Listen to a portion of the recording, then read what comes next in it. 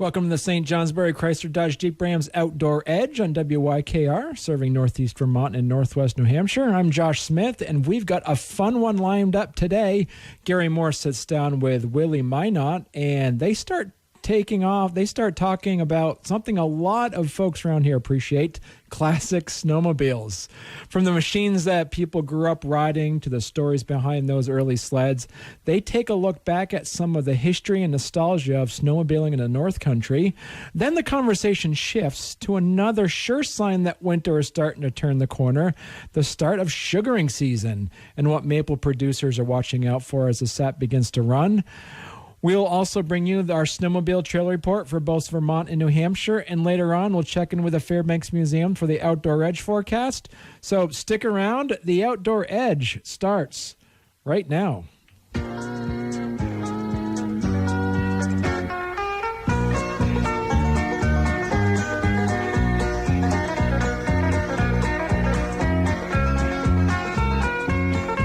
Good evening, and welcome to Thoughts on the Outdoors. With me tonight is William Minot from Bath, best known by all of us as Willy Minot. His family goes back in Bath for a very long time. Willy, how long have you people been farming there? How many generations? The 8th generation is currently milking up there now. I'm the 7th. You're the 7th generation? Yeah. This goes back to when did they buy the farm? We bought it in 1799. 1799. Moved there in 1800. Wow, long time ago.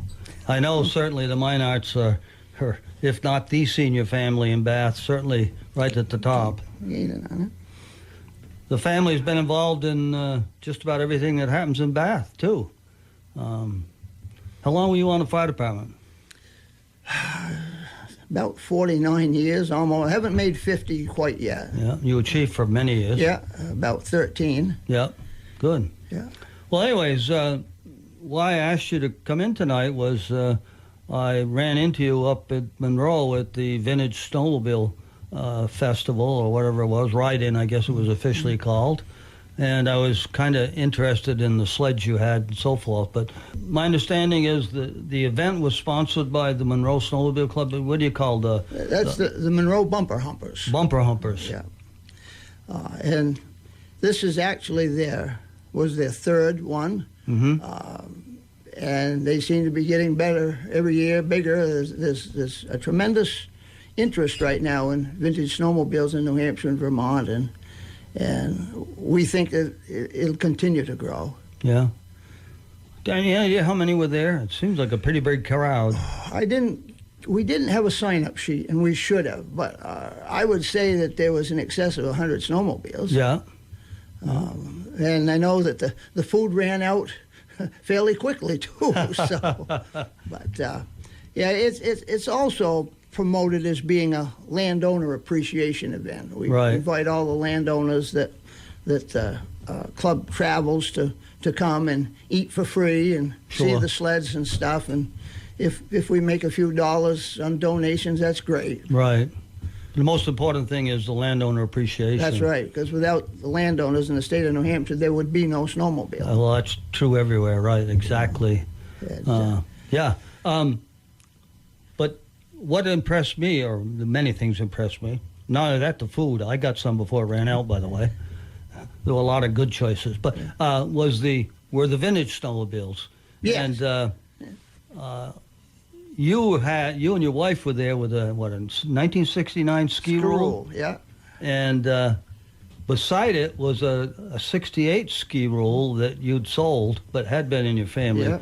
Would you tell us a little bit about those vintage snowmobiles? Yeah, well, they were originally sold by Arthur Joy in Bath, had a screw dealership, and I originally got a snowmobile in '67, and my uncle immediately watching me running around the field, he had to have one, and he went over to Arthur's and he bought that snowmobile, and it kind of snowballed from there. And then later,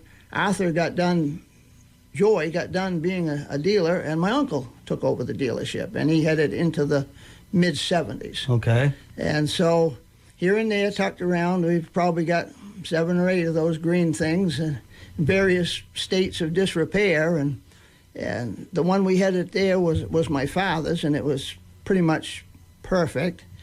And 5 or 6 years ago, was introduced to this Steve Punderson from down in Hill, and he was another green snowmobile freak, if we want to call it. And that means ski roll. Ski roll, and he came up and drooled over my sleds, and we dickered and thrashed, and he managed to get 2 of them away from him, and one of them was that 68, which was pretty pristine, which was my mother's. Okay. And that's the one you were parked next to. Right. I took photos of. And he has since then gone to vintage meets all over the place and pulled in a few trophies with that machine, which distresses me terribly. But I always liked the 69 better. And back in those days, those little sleds, everybody wanted them to go just a little bit faster. Right. And so that particular sled had been highly modified, if you can call that, for a little single-cylinder snowmobile, and she really cracks along. Yeah. So and we got it going last year, and I got a little bit more interested in the vintage side, so hopefully we're going to continue. We've got 5 or 6 more to restore. Wow, wow. Well, you talk about it really moving along. Now, let's get that in perspective. Well, she probably hit 45.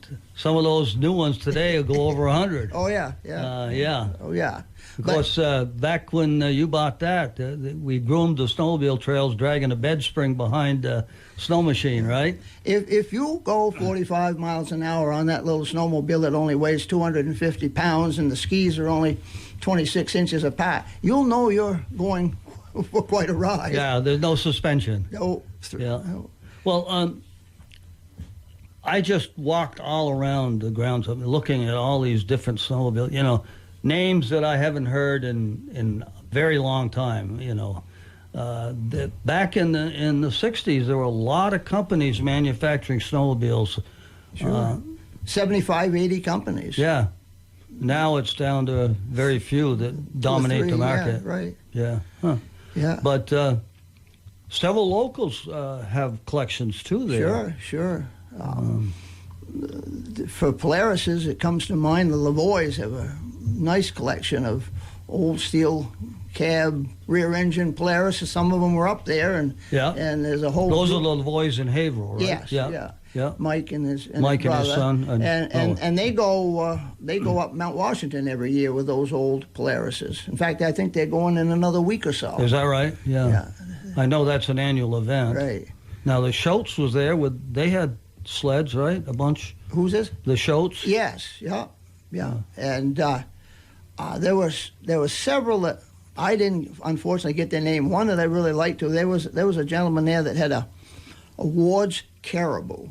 Montgomery Ward. Montgomery Ward, wow. For a couple of years in the 60s. And in fact, we have one that Mike Lavoie is currently restoring. Oh. And my father-in-law had it and gave it to my wife. And when we were first married, she fell off it about every way you could because they're tippy little machines. And we got her something better. And about 2 years ago, we hauled it down to Mike's, and Mike's busy restoring it, and hopefully we get that back. And I would have liked to have found out the guy's name that had the one up there, because it was a really nice sled. Huh, yeah. Hopefully that's what I'd like to see is more and more of these, well, you want to call it oddballs, but that's what's really valuable is the ones that they didn't make. The ones that are unusual, right? They didn't make a lot of. Or they weren't around this part of the country that much, Well, I think when I was talking to you and what's his name, Punderson? Punderson, yeah, Steve. One of those was a fairly low serial. Yeah, my mother's sled was number 7. Number 7. In 68. Wow. And he actually went out to Squirrel National Meet last year and met Mr. Hool that built the Oh, they built the ski rules? Yeah, they started in 66 with 2 or 3, and then they eventually got up to where they were selling. And then Coleman took over in the 70s, and Coleman had them for 3 or 4 years, and then they went out of business. Oh, okay.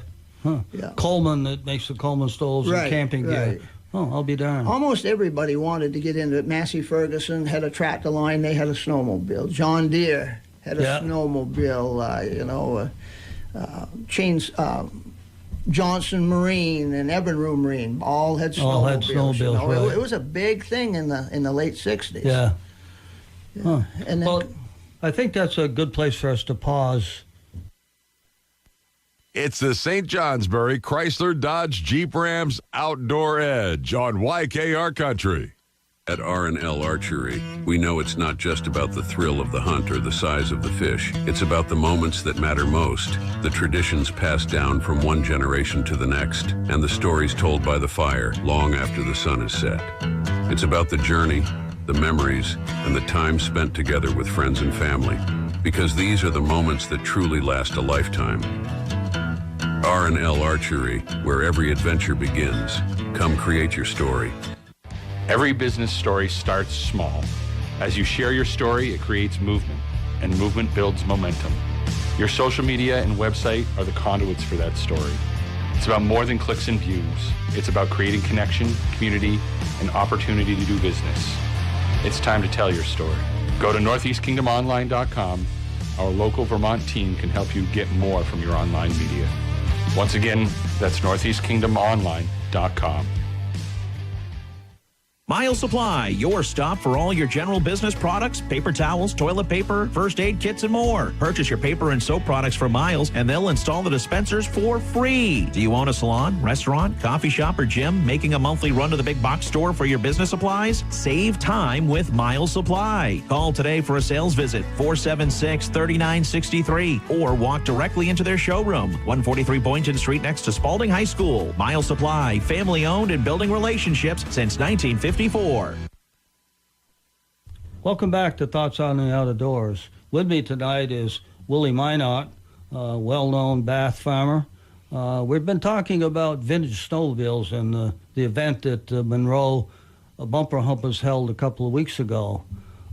Willy, I know I was impressed walking around about all the different sleds, and the owners were always willing to talk about them. I mean, obviously, like you, when you get into these vintage or antiques or whatever you want to call them, you get kind of attached in the history and so forth. And everybody I talked to was more than happy to tell me all about their snowmobile, where they were manufactured, how long they were manufactured, and so forth. yeah, it's kind of a prideful thing, to take some of these old sleds that people haven't seen, or so many of them have been destroyed, and then to get it back into a working condition, and then be able to take them out and ride them. And we did have two rides. One was designed mostly for the older, slower sleds that had terrain that wouldn't be too tough on them, and that was probably a 14-mile run. And then the faster sleds, the bigger engine sleds, we took on a 16-mile run. And everybody came back and raved. And of course, as you know, the weather was absolutely perfect. Oh, it was. Beautiful sunny day. And our guys, they had the snowstorm 2 days before, and our guys just worked their backsides off on the tail grooms. And I can tell you that the trails are smoother than most of the roads in Vermont right now. Right. I mean, it was just gorgeous, and particularly for those older sleds with no suspension, it was pretty nice for the riders. Wow. And I was impressed that they were inviting people to take a ride. Sure. Certainly a lot of people there didn't have sleds, Right. or at least didn't have vintage sleds they brought with them, and being offered to get a chance to ride on these vintage machines was great. I talked to both of the conservation officers who were there. They patrol, they have border districts, actually. Sure. Across the river here, and they are responsible for patrolling for snowmobiles and dealing with all the accidents and so forth. Yeah, and the speeders and this Right. and that. But I mean, they were having a good time just talking to snowmobilers. And My experience with Fish and Game has been, if you have a trouble with New Hampshire Fish and Game, you probably caused it. if you get a ticket, you deserved it, right? I have been on the opposite side of the law a lot of my life in my younger days, but I have to say that... Well, the statute of limitations is up on that. Yeah, that's Willy, right. So you're okay. But they always seem to be very professional, and And like I say, if you get a ticket, there's probably a good reason for it. I would agree with that. I saw Nick Masuki was there, and he's been on this program with us. Yeah, I couldn't agree more. In fact, I even know of a family member that going home from that thing was a little over the speed limit and managed to calm down and come around the corner and be awful glad he did because the radar gun was looking at him. I said it wouldn't look good, you know. Yeah. Well, I mean, that's an issue everywhere. Yeah. These new sleds go so fast. Yeah. We go up, particularly this time of year, we like to go up and ride around Mount Washington. Mm-hmm. And being self-employed, I do it in the middle of the week because it's Less no different. traffic. It's no different than a Sunday for me, but Right. but on the weekends up there, it's just horrific. Yeah. A couple years ago, we were riding up there. My wife, my sister-in-law, and I came around the corner, and here's this gentleman on my side of the corner going so fast that he went across my skis, missed my wife, struck a tree on the other side of the road, tore one ski off his snowmobile, and landed in front of my sister-in-law in the trail. And I mean, that's the type of thing that can spoil your day. Yes, sir. Yeah. And it can happen in a hurry. And a lot of the people that we see have trouble have very little seat time on a snowmobile, and yet they get on a machine that'll go 100 miles an hour. Right. Yeah. And I get all the press releases from Fish and Game about the accidents, and over, when they have the conclusion, they'll say inexperience. Yeah. Rental machines a lot. You can rent a machine, and you know. Up in around Brenton Woods, you know, you'll be on a trail, and all of a sudden you'll see a rental snowmobile. You can tell them because they're all the same color. Right. You see a rental snowmobile that's off the trail, and they're usually a good portion off the trail and stuck because, you know, somebody froze on the throttle and off they went. Well, I don't know how many I've seen in the last couple of weeks. They've as part of the write-up, they'd say, hit the throttle instead of the brake. You know, Yeah. they just rented the thing. They Right. they have no experience, and Right. yeah, well, as you know, I spent 26 years for Vermont State Police in the winter doing snowmobile enforcement, snow patrol. And boy, sometimes you get scared when they come around the corner flying head on. A lot of us got familiar with snowmobiles on one of them old snowmobiles out in a big field, and many years ago, and our mishaps were in the back 40 and not seen. That's right. It didn't involve anybody else. Right. What do you ride for a sled now? We ride Polaris's. I have a Polaris switchback that I'm pretty happy with. It's a 600. It goes way faster than I care to go, but it's very comfortable to ride. And electric start, reverse, all the creature comforts for old people. Mm-hmm. And my wife rides a 600 Polaris Rush also. And we don't get out as much as we'd like to. I think this year we've only been out about 600-700 miles, but the winter's not over yet either. Right. So. Right. Do you usually just you and your wife, or other members of the club? Yeah. Well, we have 2 or 3 couples that we go with that are our age and stage, and occasionally my son and daughter-in-law and grandchildren go. They tend to like to go a little faster than I do, so sometimes they put me out in front, and I have to show off that I can go a little faster, and but hold them back a bit. Yeah, I still like to be able to see the moose or see the deer, you know, not have the landscape going by so fast I can't look. Great. But, How, getting back to the Monroe Club, approximately how many members? there's a real active group of about 12 to 14, but I think this year the roster is approaching 35.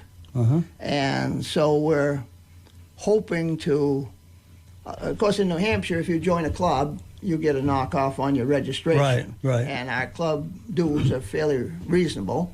But what we're trying to kind of reach out, because the main people that are doing most of the work are Getting in their older. late 60s and 70 years old. And Does the club have a groomer?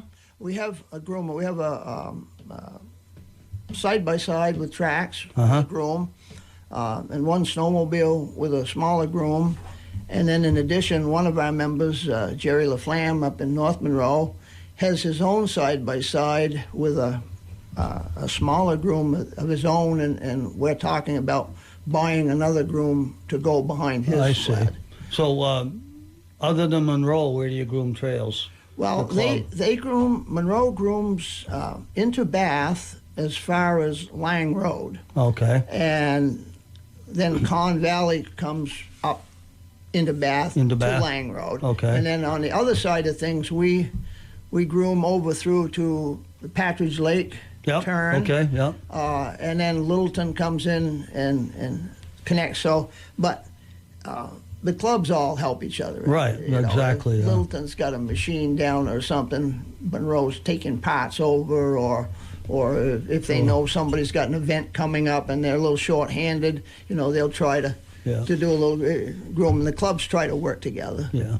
Well, another thing the clubs do is try to self-police. Try to. Yeah. I mean, there's always some road snowmobilers out there who Yeah. cause troubles, and You always see the stay in trail sign, but there's one track that went around the back side of it just because they could, yeah, exactly. But for the most part, I think most people, especially local people, realize if they want to continue to do this that they have to be somewhat respectful of the landowners. Yeah. If Yeah. somebody throws out a soda can and it wasn't you, stop and pick it up. Right. Because the landowner might say, Yeah. I've had enough of those cans thrown out here. Stop the trail. It's the same with hunting or anything else. It's Yeah, respect for exactly. the land. Well, I think that's a good point to take another stop. It's a St. Johnsbury Chrysler Dodge Jeep Rams Outdoor Edge on YKR Country. The Autosaver Group St. Johnsbury Chrysler Jeep Dodge Ram asks, do your outdoor adventures take you to where you wish you had a four-wheel drive or all-wheel drive? At St. Johnsbury Chrysler Jeep Dodge Ram, explore their vast inventory of adventure-savvy four-wheel drives and all-wheel drive vehicles ready for you to drive at home. Plus, every St. Johnsbury Chrysler Jeep Dodge Ram deal includes the Big Deal Plus, which is a 2-year unlimited scheduled maintenance plan, which includes free state inspections for life. Stop in today in St. Johnsbury, Vermont, or shop St. Johnsbury Chrysler Jeep Dodge Ram online at stjohnsburycdjr.com. In the heart of the winter, while the cold winds howl, dream of a home where you can throw in the towel. A cozy nook by the window, a wall, or a hall. Bachelor carpentry can surely do it all. Plan now, don't stall. Spring will soon call. Visit vtcarpenter.com. We'll handle it all.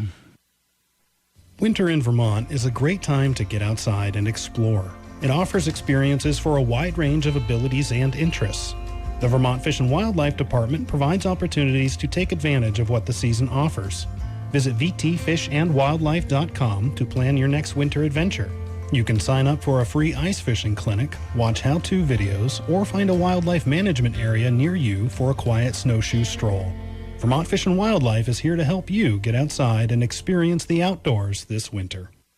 It's the St. Johnsbury Chrysler Dodge Jeep Rams Outdoor Edge on YKR Country. At R&L Archery, we know it's not just about the thrill of the hunt or the size of the fish. It's about the moments that matter most, the traditions passed down from one generation to the next, and the stories told by the fire long after the sun is set. It's about the journey, the memories, and the time spent together with friends and family, because these are the moments that truly last a lifetime. R&L Archery, where every adventure begins. Come create your story. Every business story starts small. As you share your story, it creates movement, and movement builds momentum. Your social media and website are the conduits for that story. It's about more than clicks and views. It's about creating connection, community, and opportunity to do business. It's time to tell your story. Go to northeastkingdomonline.com. Our local Vermont team can help you get more from your online media. Once again, that's northeastkingdomonline.com. Well, welcome back to Thoughts on the Out of Doors. And again, my guest tonight is Willy Minot from Bath. We've been talking about Monroe's Snowmobile Club and the vintage ride-in they held. But there's much more to talk about here. Willy's family, as we said earlier, goes back, 8 generations farming? In Bath, yep. Few changes just in your lifetime. Yes, certainly is. When I was in high school, Bath was the second largest dairy town in the state of New Hampshire. Wow. The only town that had more dairy farms was the town of Haverhill. And we've gone from 25 or 30 dairy farms to 1 currently. And that's producing yours. milk, and that's my son and daughter-in-law. They're currently still milking. I don't know why, but because he likes it. But a lot of the land is still being farmed, but it's being farmed. I mean, we're farming parts of 5 or 6 different farms, but you're getting crops off them. Yep. And of course, a lot of it has been lost to development. Right. And farming has become big business. The margins are so small, and like everything in agriculture, the days of raising a family on a 25-cow farm, right. You're lucky if you can raise a family on a 300-cow farm. When I was growing up in the 50s, 25 or 30 head, that was it. Yeah. The family could do that. Right. And almost every aspect of agriculture has been the same. The sugaring industry, for instance, now it's pipelines, vacuum systems, reverse osmosis, and the reason for that is the margins are so small. Right. My grandfather used to say that in the 40s and early 50s, when people still were farming with horses, by January you should have had your winter's firewood for the next year up and in the woodshed, and you had a pair of horses that were in the barn eating their heads off and doing nothing but getting fat. You probably had a hired man that was doing the same thing and just milking 20 cows night and day. So he said, you took the horses and you hired the man and you put them in the sugar place and you made money. Yeah. He says, ever since, you've lost money. Every time you start a tractor to go to the sugar place, it's an expense you didn't have. Exactly. And I started, both my grandparents had sugar orchards. My mother's parents had a big one in Lindenville, Vermont, up on Puddin Hill. Okay. 1,200, 1,300 taps, buckets. Wow. In fact, my first memory of doing anything what was supposed to be useful was sitting on a scoot behind a pair of Percherons, and grandfather said I could drive. Well, that sounds good, but the horses knew what they were doing, and I didn't. They'd watch my grandfather, and when he got ahead of them a ways, they'd step up. Sure. Except for one spot. And grandfather got a little bit too far from the road, and the gelding took off dragging the mare with her, and I was hollering and screaming and taking on, and he just went down the road a little ways to where there was a tree beside the road and knocked the bucket cover off and stuck his nose in and drank all the sap, because he liked sap. And he would do that. He'd get away with that every so often, my grandfather. But anyway, we, at the home farm in Bath, we lost the major part of our orchard in the late 20s when the New England power line came down through. Sure. It came right Cut down that big swath. Came right down through most of our orchard. Uh-huh. And so what I tap now are kind of the remnants on the side and whatnot, but I tap 300 taps, and with I switched to oil-fired when I was in the fire department, because when the pager goes off, it's very unsettling to have syrup almost ready to come off and try to go out the door, but with this thing, I can snap a switch and a valve. And you don't burn the pan because you turn the switch off, right? That's right. And are you all buckets, or you? No, I'm all pipeline. I put out enough buckets so that I can hear a pink, pink, pink out on the lawn, And that's so the people can come by and take a picture of the buckets, right? Yeah. But no, I'm half of my pipeline runs straight into the sugar orchard, or into the sugar house on vacuum. And the other half is a gravity feed. But people have no idea the time spent to make a gallon of syrup, Oh, yeah. You gotta get it all ready, and every year, I probably can put out a third as much as what I get out of it, but we do it because for two reasons. We always have, and we like it, and I'd be darned if I'd pay $50 for a gallon of syrup. My son and daughter-in-law, I hope, are going to take over this thing so I can kind of sit back in the sugar house and be a sage, but for right now, they actually do a little backyard thing with 25, 30 buckets, and they sit in the backyard with their little wood-fired evaporator, and they boil sap until the weather turns nasty or it gets running too hard, and then all of a sudden their sap shows up at my sugar house. And we've done enough, Dad. You can have it now. But sugar houses are also a real good social club. Absolutely. People stop. Steam coming off, and we've actually got kind of soft in my sugar house. We have a little dorm refrigerator, and we have a little air fryer, and we have a coffee pot, and all that stuff. And last year, I even got a new recliner for Christmas, so the old recliner's in the sugar house. But I can't sit in it because I'd fall asleep and burn the pan. Sure. But we like to have people stop in, and we try to have some syrup on hand for them to taste and whatnot. Public education, Sugaring is a major attraction for Vermont and New Hampshire both. Both states promote it, promote visiting sugar houses and so forth.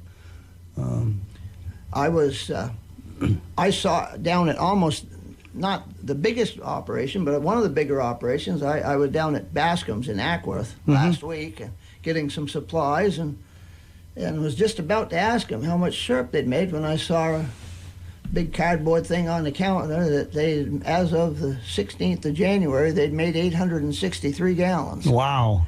Of course, they make 45,000 in a normal year, but that's quite a lot for January. Well, look at Sweet Tree up there, and their sugar house doesn't look like any sugar house we see in the calendars or in the magazines advertising. There, it's the old Ethan Allen plant. That's for sure. And I don't know how many. They're up close to 1 million taps, aren't they? Yeah, they got to be. I know they keep expanding like 10,000 every year. As many people as they can hire to tap. They work all year putting those lines in. But I read an interesting article about that too. Is the bad part about large sugar making is the profit doesn't all stay in New Hampshire. It doesn't get promoted as a New Hampshire or as a Vermont or New Hampshire, right? Yeah, exactly. Either one. It's mostly going to somebody that's going to dilute it and make it into something else. It's sold in 55-gallon drums. Right. It doesn't have the New Hampshire emblem on it or the Vermont emblem. That cachet that people and it's want. important because in Vermont, it's the largest producer of maple syrup in the country. Right. So. Which pales according to Quebec, though. That's true. Quebec controls the sugar market. And they also dictate quite a lot of the terms. Oh, yeah, of course. Our grade system is now the same as Canada's because we had to because of the global marketing of the thing. Well, Canada, you have to sell it through the federation. Right, and they determine how much they're going to release when to keep the price. And they also determine how many taps is going to be put out. Right. And they had a big shortfall last year, and I understand that they've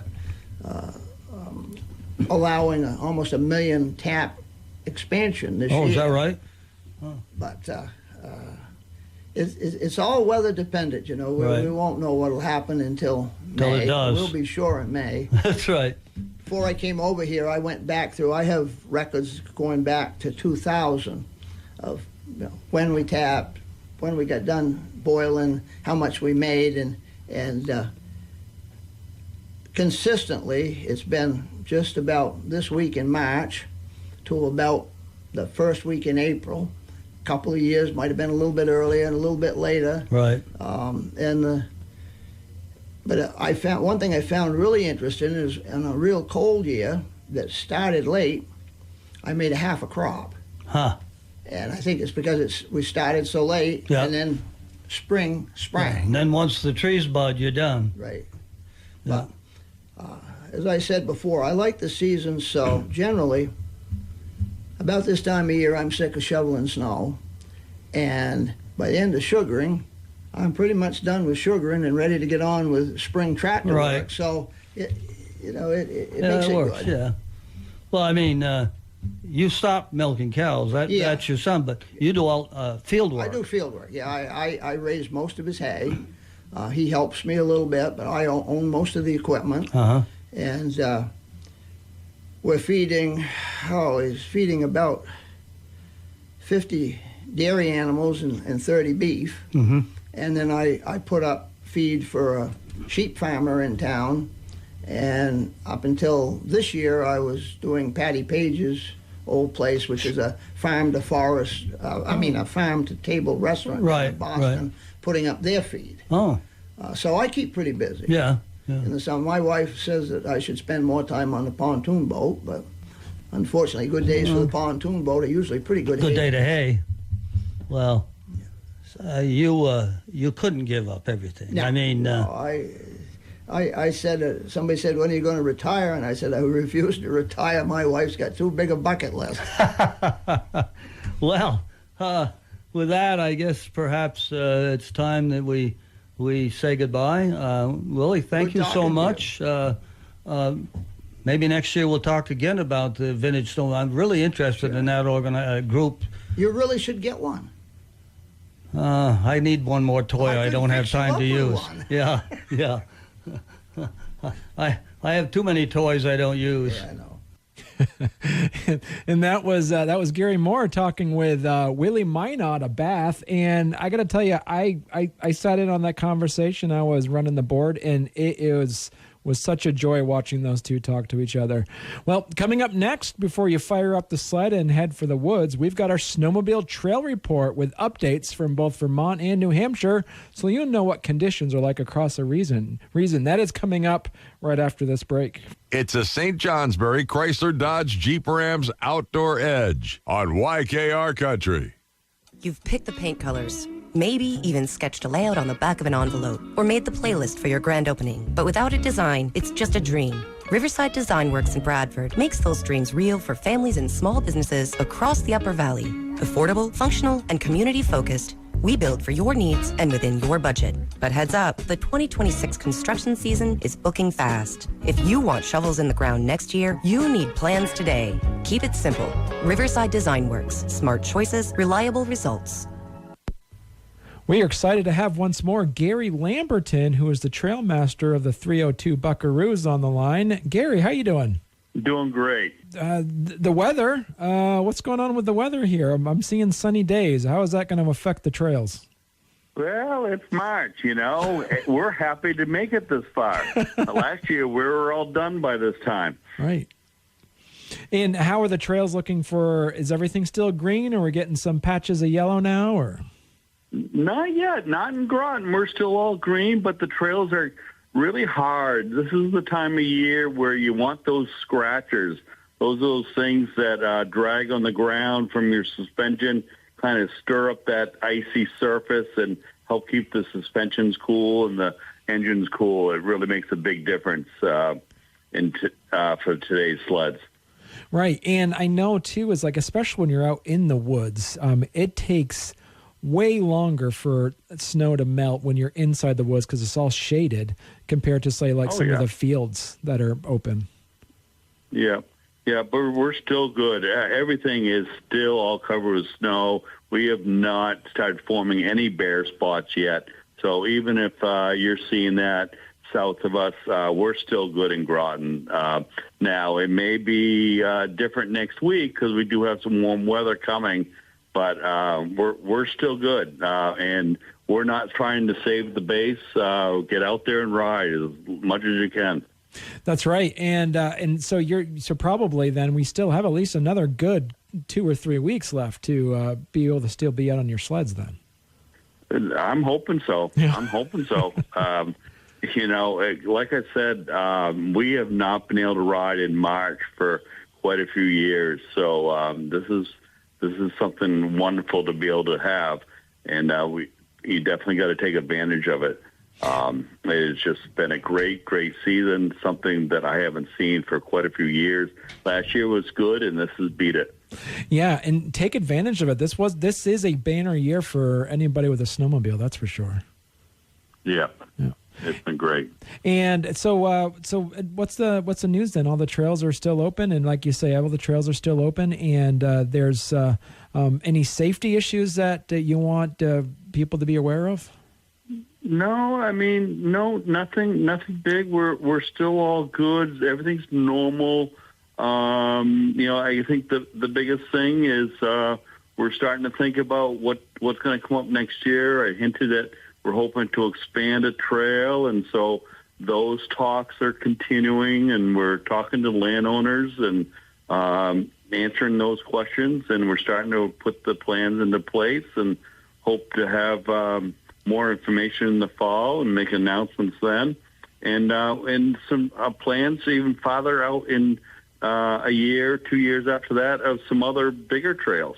This, seasons like these really help the sport and help the sport grow, and adding trails is part of that. Right. And how did you notice too with riders? Did you see a big leap in new riders this year because of all the snow? Yeah, and it's funny. You really start seeing it halfway to now. Even when I get my reports every week, I'm still seeing people joining VAS, joining the club, and deciding, wow, we're still riding. I better get out there while I can, and I'll have members that haven't joined in years. I'll look them up in my spreadsheets, and they haven't joined in 4 years, but now in 26 they've joined. So it's great to see. And then I also have the brand new names. So membership has been really good this year, and it's been better than the last 10-year trend. Yeah, that's a good point. How would somebody join? Do they join the club like the 302 Buckaroos and join VAST? How does that process work? Yeah, it's all combined together. They make it really easy. Go to vtvast.org. There's a big logo in the front to buy your TMA, and you start the process, and you start by finding your county you're in. We're in Caledonia County, and then you select the club. If you are already a member, it already defaults to the club you belong to, and everybody recommends that join the club that you like to ride out of. If there's if you live in Groton or live in a surrounding town, or you have an area like Upper Valley Grill that you always like to leave from, join the Buckaroos of 302, or join whatever club that may be that you launch from, because $30 of that TMA goes directly to the club, and each club needs that money to help do all the trail maintenance it needs every year, and that's just to help out with some of the materials, some of the signing. All the labor is all volunteer. Right, and it's also a year-round process, too. Just because there's no snow on the ground, you guys are out working those trails and getting those prepped in the summertime, too.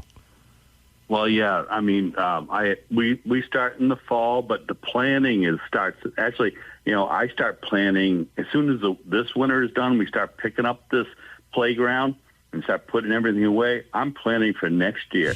I'm figuring out what I want to do for projects, how much money do I need, which ones is priority, start asking for permission to do them, start, figuring out expenses. And that goes through to June, July, and before I know it, it's September, and we're starting to do work. Right, yeah. So we're talking to Gary Lamberton, who's a trail master over at the Buckaroos of 302. Gary, any final comments? It's just been a pleasure. I hope these trail reports are helpful to people, keep people informed of what's going on. And it's been a great season, and I can't wait to get started next year. Excellent. Thank you so much, Gary. We are now having in the studio, once again, Dan Ingerson, who's the vice president of the Connecticut Valley Snowmobile Club. Afternoon. How are you doing? Good. Good. So this is our snowmobile report, and how's it looking for the Connecticut Valley Snowmobile Club? Right now, the trails are good. Yeah. The south side of the facing of the sun, they're all the way down to dirt. Oh, is it really already? Dirt, mud. Okay. You just have to be careful out there. Right. Yeah. So because I know we talked to Gary Lamberton earlier who is the trail master over at the Buckaroos of 302, says they're still got deep snow, but they're in the woods. They're in the woods. Right. Yeah. How much? And you guys are right there, right on the valley. A lot of your trails are. Yeah. We I believe we still have 8 inches of base. It's just where the sun is really baking on it. Right, yeah. And we still need to talk about the Clunker Sled Classic. I heard that was a success. That was a success. We had just enough volunteers to put it on. We had a good showing. Yeah, I saw the pictures. It was packed. There was all kinds of kids racing, and everybody else was racing, and yeah. The kids put on the show again. Yeah. We had Johnny Racer that does the videos and photos. Right. He was there, so that's really good asset. Right. And so with the trails, and you remind our listeners, you take care of over 50 miles of trails? 65, 67. Wow. All depends who you talk to. Okay. And also too, now that you have some spots that are bare, people can still get out and ride though. They can still ride. Yeah. Just watch out of those. Just watch out for if you leave Chief's Pit heading south. It's all the normal spots. Okay. Right. Yeah. And anything for people to watch out for? Any safety concerns? So we're now going into spring riding, which is like fall riding. You just have to watch out for rock stumps. Right. Yeah. And we haven't had, I remember last time you were on, you were mentioning like it was the first time. Was great. Yeah. And it was the first time that you mentioned that you could ride from Massachusetts all the way up to the Canadian border. Yep. This was a banner year for snowmobilers. It was. Yeah. So, and also too, your work doesn't stop now. You as the vice president, you got plans happening year round. So we got plans year round.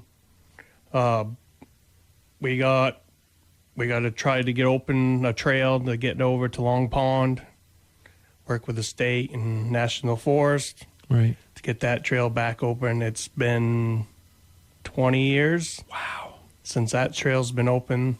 If we can get that one open, that will be our new Poker Run loop. Really? Yeah. Okay. And that'll add some more. That would add some more mileage. Okay. How many more miles would you get then by the next year? I think 20. Wow. Okay. So you'd be up to like 86 miles then. Yeah, something. Wow. Okay. All right. And then there's a couple loop trails I think we're going to be working on. Okay. Just to get some extra. Right. But the main focus is quarter 5. Right. Did you see any new people registering or joining the club this year? We actually had a meeting last night, and we were up to 143 members. Wow. How many did you have last year? I have no clue. Oh, yeah. But it's bigger. But it's way more. It's way more. This has been an amazing year for snowmobiling. Yeah. Yeah. Excellent. Any other comments? We are going to tread forward and try to get a Venmo account. Okay. Step in the 21st century. So everybody doesn't carry cash anymore. So we just decided we need to step up and try to get the younger generation. So that will help with selling tickets. We are going to be doing a summer raffle, but that's April's meeting. Right. So okay. That's good news. Excellent. So knock on wood, Dan, hopefully we'll have another Snowmobile report on the 19th then. Hopefully. Yeah. Thank you so much, Dan. Thank you. All right. And that was made talking earlier this week with Gary Lamberton, who is the trail master of the Buckaroos of 302, and Dan Ingerson, who is the vice president of the Connecticut Valley Snowmobiles Club. So, still ahead on the program, we'll check in with the Fairbanks Museum Outdoor Edge forecast. I'll look at what kind of weather is headed our way and how it could affect everything from snowmobiling to the start of the sugaring season. That's coming up right after these important messages. It's the St. Johnsbury Chrysler Dodge Jeep Rams Outdoor Edge on YKR Country. The Autosaver Group's St. Johnsbury Chrysler Jeep Dodge Ram asks, do your outdoor adventures take you to where you wish you had a four-wheel drive or all-wheel drive? At St. Johnsbury Chrysler Jeep Dodge Ram, explore their vast inventory of adventure-savvy four-wheel drives and all-wheel drive vehicles, ready for you to drive at home. Plus, every St. Johnsbury Chrysler Jeep Dodge Ram deal includes the Big Deal Plus, which is a 2-year unlimited scheduled maintenance plan, which includes free state inspections for life. Stop in today in St. Johnsbury, Vermont, or shop St. Johnsbury Chrysler Jeep Dodge Ram online at stjohnsburycdjr.com. Winter in Vermont is a great time to get outside and explore. It offers experiences for a wide range of abilities and interests. The Vermont Fish and Wildlife Department provides opportunities to take advantage of what the season offers. Visit vtfishandwildlife.com to plan your next winter adventure. You can sign up for a free ice fishing clinic, watch how-to videos, or find a wildlife management area near you for a quiet snowshoe stroll. Vermont Fish and Wildlife is here to help you get outside and experience the outdoors this winter. I'm Mark Breen. Welcome to the Outdoor Edge forecast. This week started with a blast of Arctic air, but true to form, the Arctic air doesn't have an easy time sticking around this time of year. One, its supply is dwindling. Not that it isn't still well below zero in parts of Canada, the Arctic, and Siberia, but even there, the sun is making some appearances, and that means it simply can't get quite as cold. The other detail, which I'm sure you've noticed, the sun is much stronger this time of year, higher in the sky and out for a longer time. So we approached 50 yesterday, and we're likely to be in the 50s tomorrow to start the weekend. All of this leads to what we can and can't do outside this time of year. The thawing temperatures will wake up these slumbering maples, though I don't see an ideal stretch of weather just yet. It looks like the nights will be too mild next week for a classic sap run. On the other hand, periods of lower pressure might encourage some activity. What could be more beneficial, in about a week from now, much colder air returns, though balanced out with the gradual warming that happens in March. Average highs reach the 40s after the 15th. Average nights are in the 20s. We have some opportunities following the thawing weather tomorrow through next Thursday. This thawing will be tough on the snow machine and snow traveler trails, especially at lower elevations. With nights above freezing, the snow becomes mushy, crumbly, and of course, it'll be melting as well. Depending on how much snow goes, when it does turn colder in about a week, what's left of the snow firms up. And we're not ready to put the snow shovels away just yet. Look for at least the potential for another storm or two before the month is out. One other note, the thawing temperatures, melting snow, and episodes of rain or showers will cause the rivers to rise, likely leading to ice movement and breaking up, raising the potential for some ice jams and maybe even ice jam flooding. If you have concerns near the rivers, be on alert over the next week. Let's take you now to the forecast details. Becoming cloudy, a little light snow or snow shower activity, mainly south of Wells River, only a dusting, lows 20 to 25. Tomorrow, any morning snow showers end, a few breaks of sun, but mostly cloudy in the 30s. Friday night, mostly cloudy and the possibility of a little freezing rain in pockets. Lows will be in the upper 20s. Then Saturday, any spotty freezing rain showers will end. Temperatures will climb to near 50 degrees, along with a fairly gusty south wind. Then showers are likely Saturday night as a cold front goes through. Temperatures will be holding right around 40 degrees. That gives way to some clearing skies for Sunday, just a little bit cooler in the 40s. Sunday night and Monday, temperatures will drop down to near 32, with highs on Monday quite warm in the 50s. That's your Outdoor Edge forecast. I'm Fairbanks Museum meteorologist Mark Breen. Good luck and enjoy our great outdoors. And that's going to do it for this week's St. Johnsbury Chrysler Dodge Jeep Rams Outdoor Edge. Big thanks to Gary Moore and our guest Willy Minot for sharing some great stories about classic snowmobiles and for talking about the start of sugaring season and the one of the sure signs that spring isn't too far away here in the North Country. And as always, a big thank you for listening, whether you're in the truck, the sugar house, or getting ready to head out the trails. And remember, if you missed any part of today's show, or you can catch this episode and all of our past episodes anytime on WYKR, on the WYKR app, or wherever you get your podcasts. So until next time, enjoy the outdoors, stay safe out there, and we'll see you in a couple weeks on the next Outdoor Edge.